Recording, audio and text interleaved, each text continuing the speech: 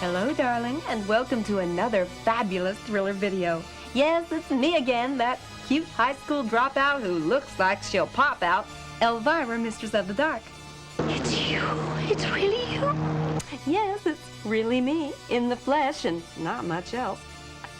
You know, before we started, the censors came up to me and said, Elvira, you can't go on TV in that dress. It's next to nothing. And so I said, what do you mean? It's next to plenty. Anyway, let me see.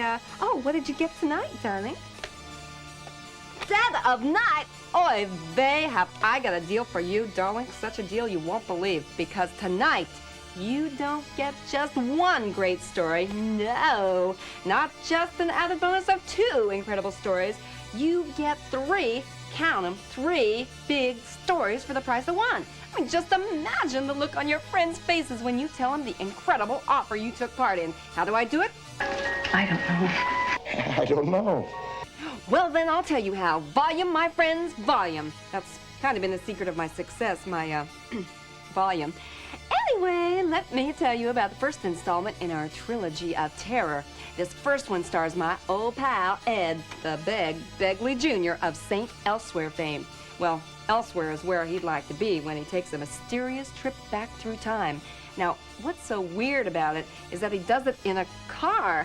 And if you've ever done it in a car, you know what I'm talking about. I mean, the gear shift gets in the way, and the windows get all steamed up, and then your foot gets stuck in the glove compartment. It is really strange. So, is everybody ready? Okie doke. Fasten your seatbelts. We're in for a bumpy ride. I'll be right back after the first story, so look alive. This is The Dead of Night from Thriller Video. My beautiful Jordan Playboy. That was just so beautiful. Boy, I just love a happy ending. You know, not many young people would appreciate it. Yeah, well, to tell you the truth, Gramps, I mean, it would have been a little better if you had a couple of decapitations, maybe a possessed child or 2, or if an alien had burst out of the guy's chest, but other than that, I thought it was pretty good. But the guy missed his opportunity. I mean, he could have met his dad when he was 9 years old.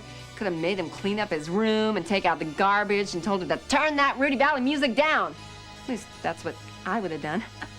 So the guy steps in front of a car, preventing the death of the grandparents of the girl he would eventually marry. I'm like, wow, now that is heavy. Ed, you know, I thought you were very convincing in this role. You were kind of like a valley dude in this, weren't you? Oh, for sure. Yeah, for sure, dude. Like, it was awesome, really gnarly, and totally rad. Say goodnight, Eddie. Good night. Yeah, later, dude. And I'll be back a little later, too, right after our next story. Now, this one's in kind of a different vein. Juggler vein, that is.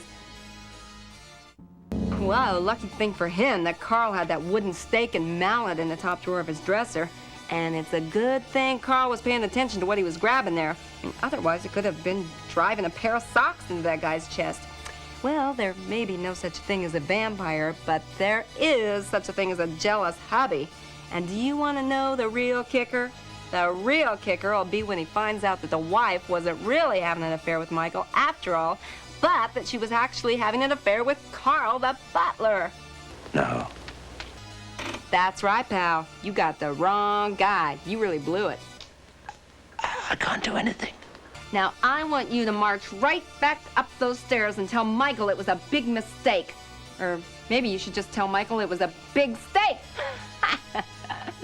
Oh, wait a minute. I'd better save my vampire shtick for Dracula, which, by the way, is available from Thriller Video. Plug, plug. Anyway, I would be remiss if I didn't say that this whole thing has been a draining experience on his wife. Now, our third and final installment of the evening is a heartwarming story of a mother and a son. But as you will soon see, the son turns out to be a real mother.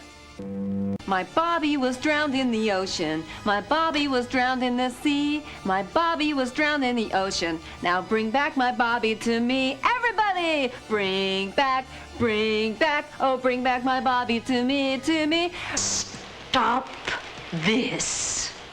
Hey, nobody talks to me that way, sister. It's my show, and I can do whatever I want.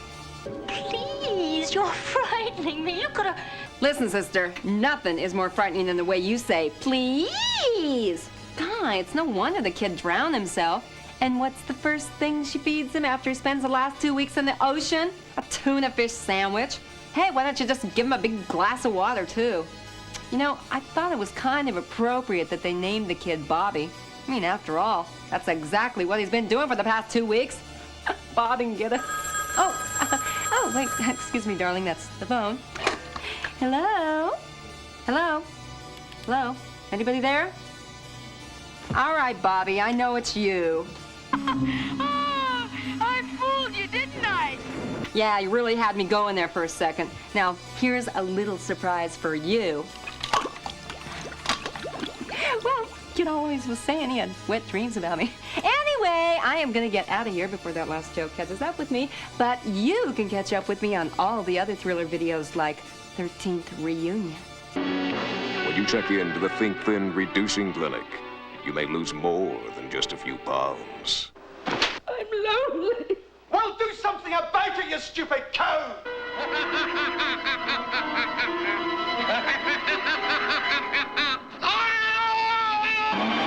You will be as big as a house by the time you're 40. Something's not right there. So an investigative reporter decides to take a closer look. But before she knows it, she may be in deeper than she thought. How long was it before they found you? 2 weeks? 2.5. Amazing. Well, the papers said it was a miracle. The search parties had given up hope of finding anyone alive. They shouldn't have done. It's extraordinary how canny people can be when they're up against it. Dinner is served. She just got herself invited to the 13th Reunion. I hope you can all stay the night, because tomorrow I think I can promise you a very special meal.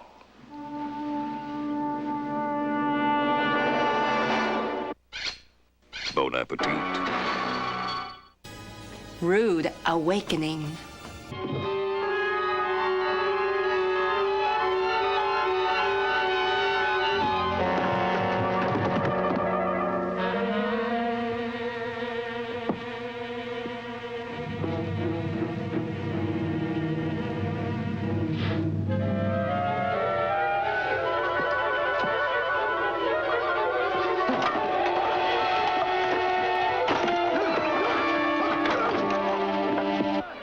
A chilling horror story.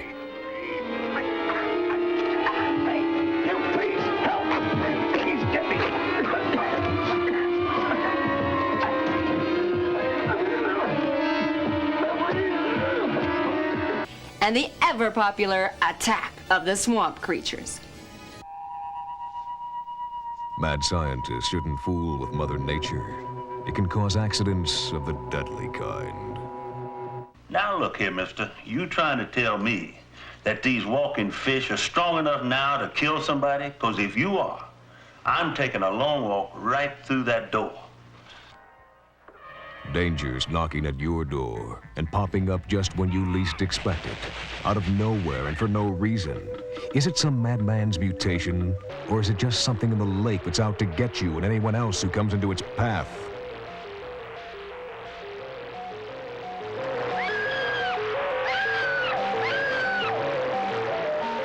Attack of the Swamp Creatures.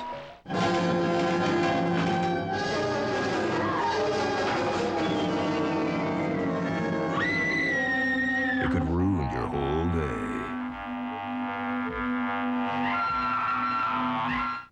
Available wherever thrills are sold. And until then, don't do anything I wouldn't do. Unless, of course, it was something I wouldn't do. And as I always say, unpleasant dreams.